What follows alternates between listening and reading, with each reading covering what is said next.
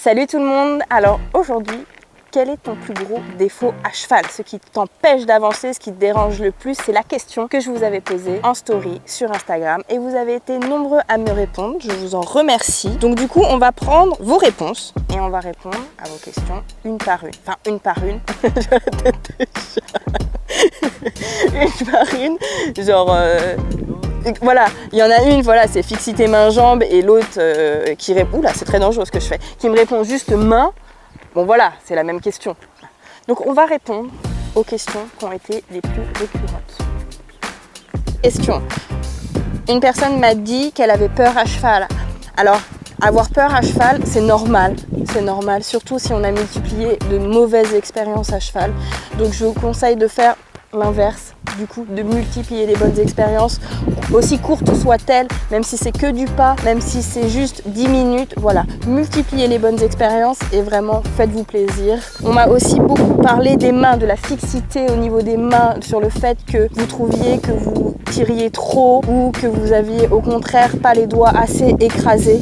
J'en avais parlé dans le YouTube sur améliorer la position partie 1, vraiment de garder ses doigts écrasés. Donc plus on va les garder écrasés, plus on va y penser en fait tout simplement, plus ça va être facile. Et pour les garder fixes, il faut vraiment garder ses coudes collés au corps en fait, parce que si vous pensez de garder vos coudes au corps, vos mains peuvent bouger dans un plus petit périmètre, tandis que si on pense à garder ses mains fixes mais que nos coudes sont pas au corps, voyez, on a un périmètre qui est beaucoup plus grand. Au niveau du fait que vous trouviez que vous tiriez trop à cheval, dans l'idée il faut être deux pour tirer, et ça vient aussi souvent d'un manque de tonicité en fait au niveau des abdos. Au lieu de se tenir avec ses abdominaux, et ben on vient se tenir en s'accrochant. Donc voilà, le conseil aussi que je peux vous donner là-dessus, c'est de vraiment tant pis pour le contact, tant pis s'il tire, s'il lâche, au contraire, allez vers eux dans vos mains et concentrez-vous sur justement ne surmonter avec vos abdominaux. On m'a parlé de la fixité aussi au niveau des jambes. Il y a plusieurs astuces pour ça. On peut soit monter sans étrier,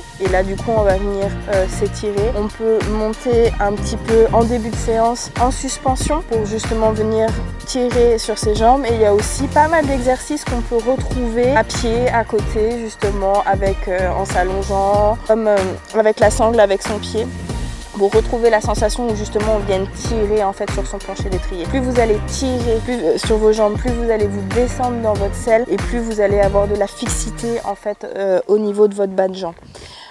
On m'a dit aussi, mon plus gros défaut à cheval, c'est que je m'énerve vite. Alors, cette question, elle est intéressante et je connais ce sentiment-là. C'est vraiment de l'énervement en fait qui est dû à de la frustration généralement. La frustration parce qu'en fait, on n'a pas su voir quel était le problème en fait. On n'a pas eu l'outil pour résoudre tel ou tel problème. Donc, je vous conseille en fait d'être très accompagné, cadré avec un entraîneur qui va pouvoir vous donner des outils. Plus vous allez avoir les outils, plus vous allez progresser, moins vous allez être frustré et du coup moins vous allez être énervé.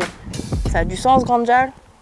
Ça a du sens. Poser la bonne question, c'est de te dire pourquoi je suis énervée. Est-ce que je suis énervée parce que je ne suis frustrée parce que je n'y arrive pas? Est-ce que je suis énervée parce que j'ai passé une très mauvaise journée? Ou est-ce que parce que je suis énervée parce que j'ai pas assez dormi cette nuit? Bref, voilà, c'est toutes ces questions-là qu'il faut que tu te poses.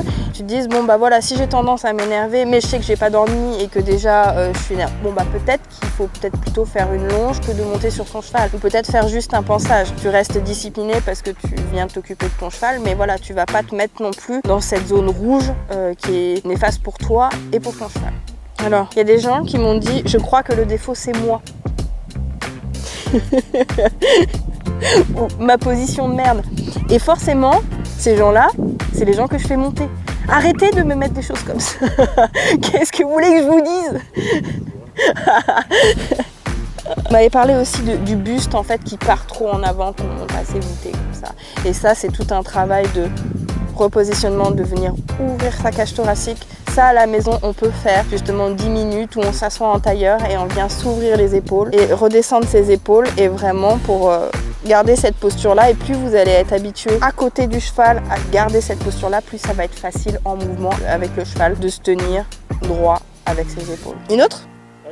On m'a parlé aussi des genoux qui rentraient qui sortait, pardon, avec les jambes du cou qui sont tout le temps au contact. Voilà. C'est comme si moi, en fait, mon genou vient bien derrière, donc je peux rester proche en fermant justement mes genoux et mes adducteurs, et je peux garder mes jambes parallèles à mon cheval. Par contre, si, je sais pas, je vais essayer de me mettre comme ça. Voilà, si mes genoux venaient toucher le taquet, et bah du coup mes genoux ressortent, mes jambes aussi, et je peux pas venir faire rentrer mes pointes de pied. Si vous essayez une selle, il faut vraiment que vous pensiez que votre genou passe bien derrière le taquet et qu'il ne vienne pas se retrouver dessus pour avoir le genou qui ressorte comme ça. Il y avait aussi le fait de regarder son cheval quand on monte, on se retrouve comme ça. Ça vient en plus accentuer la réponse d'avant avec les épaules, de regarder vers le bas. Donc l'idée c'est aussi de plus on va s'ouvrir, plus on va regarder entre les deux oreilles de notre cheval, fixer l'horizon, fixer un point qui est loin derrière entre les deux oreilles de son cheval, et aussi de pouvoir aussi de temps en temps regarder sa visière. Comme ça on va regarder sur le haut, vers le haut pardon, et on va pas avoir la tête qui vient pencher ou à gauche ou à droite, et on va avoir les épaules beaucoup plus alignées sur le même plan. Voilà, je pense qu'on a fait le tour. Voilà, donc j'espère que ce YouTube un peu spécial vous a plu. N'hésitez pas si vous avez des questions.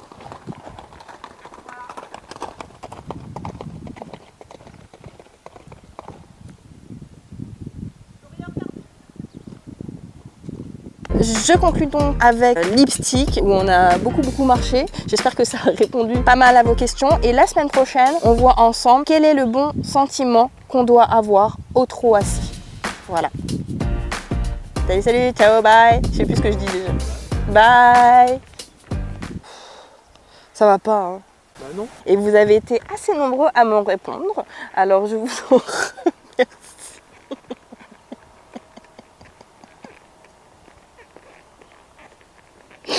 Je sais pas ce qui m'arrive, grande gueule.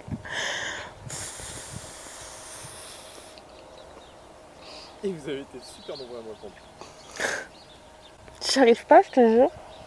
Allez, vas-y, on continue, c'est pas grave. Attends. C'est bon. Je sais pas, j'y arrive pas, Jal. Si, tu vas arriver. J'y arrive pas. Me fais pas ça, toi. J'ai déjà du mal. Vous avez été nombreux. Vas-y, phrase par toute phrase. Coupe, on recommence. Non, Non. parce que la première est bonne, donc je garde ce plan. Ok.